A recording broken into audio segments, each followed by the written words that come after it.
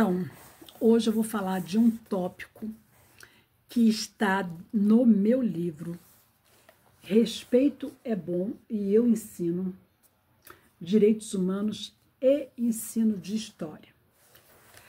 No tópico 1.5, eu discuto essa questão, que é a questão do currículo de história. Currículo de história, entre vozes, poderes e resistências.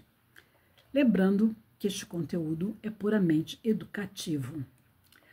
O currículo de história, vocês sabem que ele está sendo retirado, né, do currículo oficial de muitos estados brasileiros, ok? O currículo de história não é apenas uma lista de conteúdos a serem seguidos em sala de aula. Ele é, como disse Ivor Goodson, em 1997, um artefato social, resultado de disputas, negociações e interesses. Quem domina a economia, domina a história, já dizia Marx, né? Paulo Freire, em 2010, já nos lembrava que quem ensina, aprende ao ensinar. E quem aprende, ensina ao aprender. É uma relação de troca. Mostrando que não existe docência sem discência. Não existe professor sem aluno. A questão que se coloca é: de que maneira o currículo de história reflete essas interações e, ao mesmo tempo, carrega marcas ideológicas de grupos que disputam a escrita da história? O currículo é mais que um documento oficial. Ele é a construção social, ideológica e política. Não tem como fugir disso. Por isso que a escola é um espaço de formação ideológica e por isso ela é tão disputada e vigiada e criticada. Ela tem que reproduzir, né? Eles querem que a escola reproduza a ideologia do grupo que está no poder. E as coisas não funcionam assim. A gente tem que reproduzir a história, certo? De uma maneira crítica e reflexiva e humana. O currículo de história é permeado por disputas históricas que define quais memórias serão valorizadas e quais serão silenciadas. Quando falamos de história, isso fica ainda mais evidente. Basta ver as discussões nas redes sociais, as disputas de narrativas históricas. Pessoas tentando distorcer, né? Fazer uma revisão da história, distorcendo fatos históricos mais do que comprovados. Quando falamos de história, isso fica ainda mais evidente. Não é apenas sobre datas e fatos, mas sobre quais vozes terão direito a ser lembradas.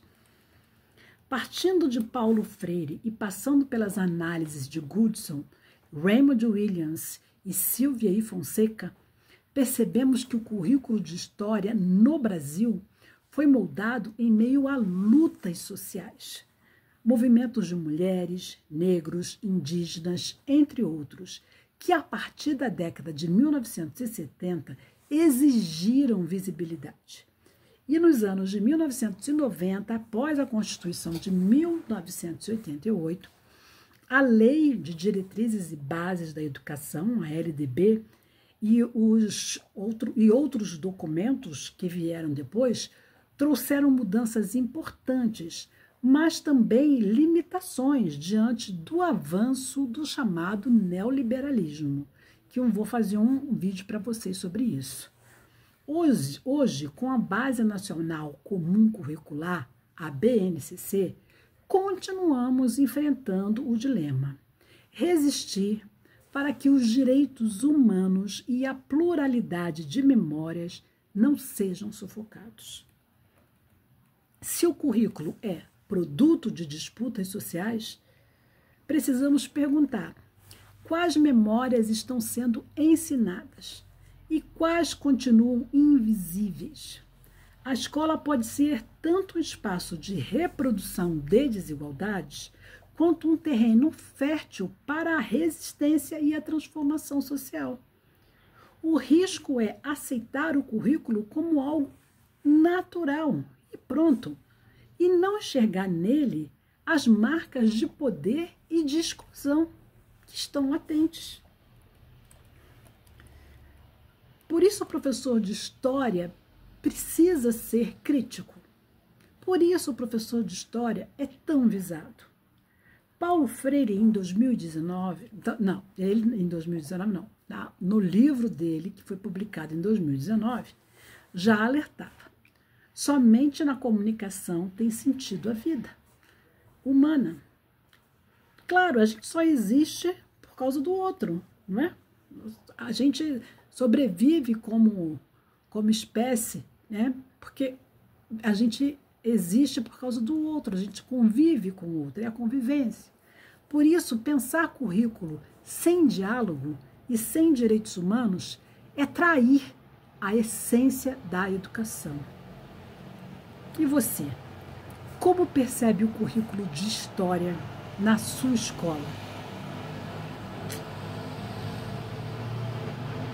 Como uma lista neutra de conteúdos ou como uma arena de disputas sociais e ideológicas? Deixa nos comentários.